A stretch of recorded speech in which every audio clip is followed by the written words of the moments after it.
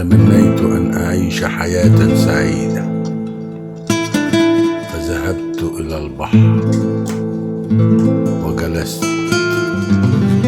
ونظرت إلى أمواج البحر حتى يرتاح جسدي ويهدأ قلبي من هموم الدنيا، حتى أسترجع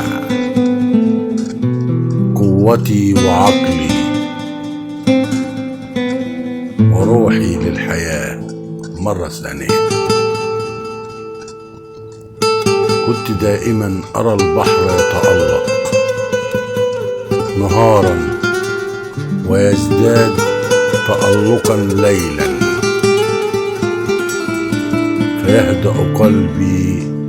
ويرتاح جسدي حتى أستيقظ وأعود إليه يوما بعد يوم،